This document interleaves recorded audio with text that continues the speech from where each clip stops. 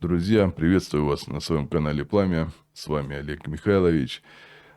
В этом ролике я хочу рассказать вам, как правильно сделать расчет соотношения ширины портала и сечения дымохода. Стараюсь вам рассказать все в доступной форме, чтобы каждый из вас понял, какое же сечение дымохода надо сделать в данной конструкции.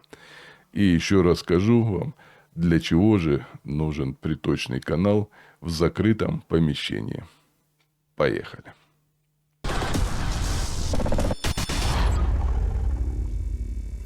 Сечение дымохода в каминах и мангалах отличается от сечения дымоходов в печах отопления. Практически, можно так сказать, в 4 раза размер больше, чем в печке. Ну, в двух словах скажу, да, кто первый раз вообще смотрит мой канал и не понимает, о чем здесь речь.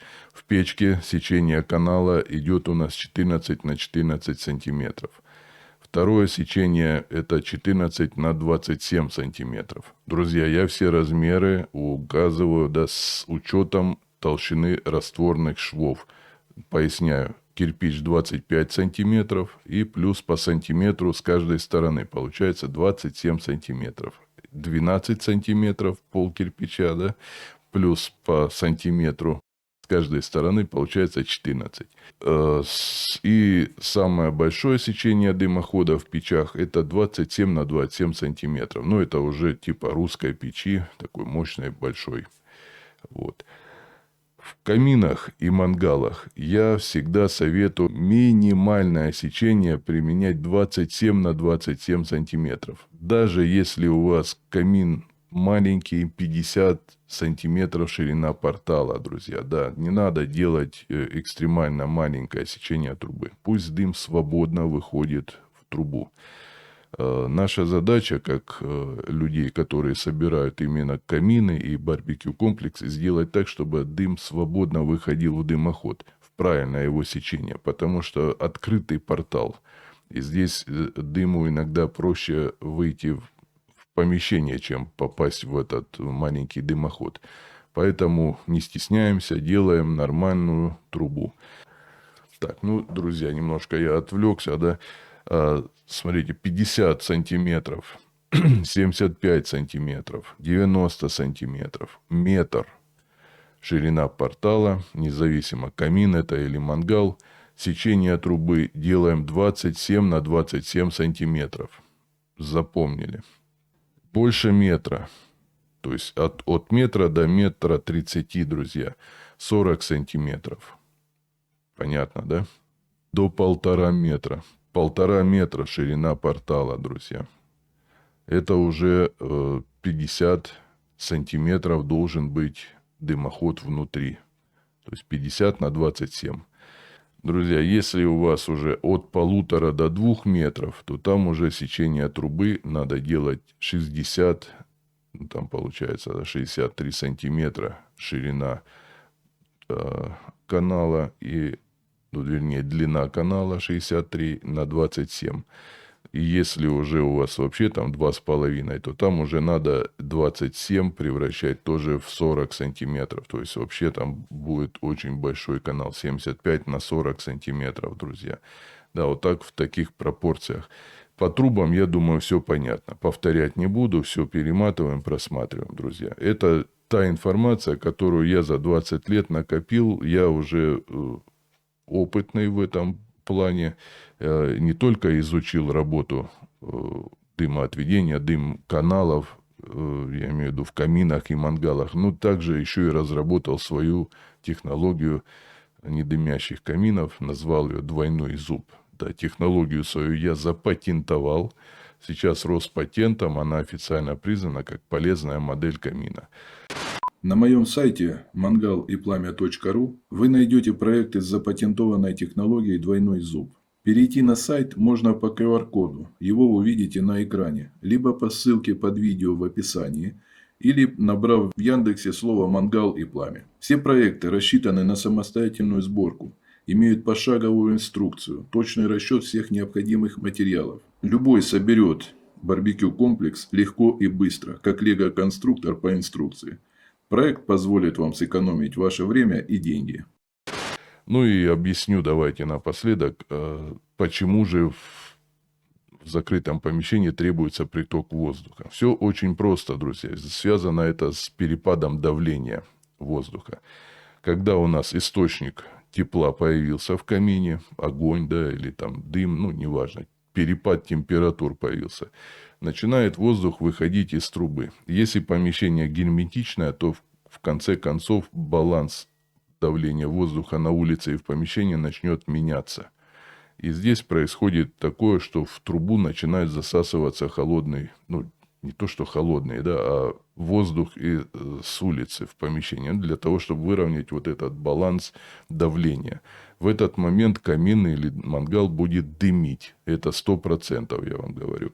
То есть не работает так, что воздух, два потока воздуха в одном канале движутся, да, друг на другу навстречу, и камин при этом идеально работает. Нет, это миф, это неправда. Если бы такое было, то я за 20 лет это, конечно, заметил. За 20 лет работы я заметил, что это не работает. Если такое происходит, то камин дымит, и мангал тоже дымит. Поэтому открываем окно, устремляется воздух в помещение, давление нормализуется, и камин правильно работает. Если вы не хотите, чтобы у вас было открыто окно, под дровником, чаще всего делают под дровником, делайте 150 минимум сечения канала, а вообще в идеале 20 на 20 сантиметров сечение канала делаете, и все, камин у вас будет работать, ну и также мангал будет работать стабильно. Если у вас стоит камин, ну, мангал на улице, то здесь опасность в ветре. То есть ветер, когда будет задувать в портал, тоже будет ваш мангал дымить. Как определить? Да очень просто. По дыму смотрите. Если даже бывает так, что огонь горизонтально становится, а люди типа не видят, что это ветер дует. Друзья, дым против ветра не идет. Если у вас дым крутит, болтает с стороны в сторону, значит это и есть ветер. Даже если вы не чувствуете этого ветра, и ни один листик не шевелится на дереве, а дым вот так болтается, то это только ветер так делает. Просто так дым не будет болтаться в мангальной топке, а тем более еще вылетать наружу. Но это при учете, если мангал сделан правильно, друзья. Еще у меня есть проекты с пошаговой инструкцией. Посчитаны все материалы. Каждый листочек пронумерован. 3D-модель барбекю комплекса. То есть на компьютере у вас будет возможность использовать эту 3D-модель как подсказку при строительстве барбекю комплекса. Вы будете подходить к нему как к настоящей конструкции. С любой стороны можете обойти, посмотреть, как он внутри собран, разбирать, вытаскивать кирпичи, смотреть, как они срезаны. В общем, 3D-модель.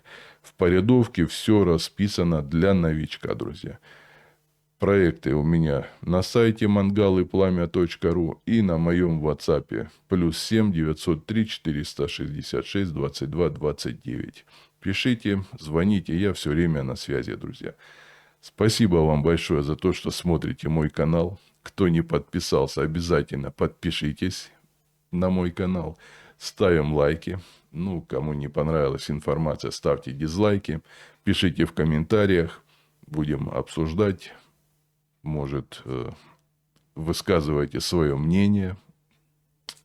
Все, до новых встреч на моем канале Пламя. Всем пока. Добрый день. В этом видео хочу поблагодарить Олега Михайловича за проект, который приобрел у него. Очень удобно. Все понятно. Сопровождение полностью от и до. Вот такая вот работа получилась. Олег Михайлович, большое вам спасибо. Видео для канала Пламя. Всем подписчикам. Работа мангала. Все отлично работает. Не дымит. Тяга хорошая. Приезжайте в гости. Убедитесь сами.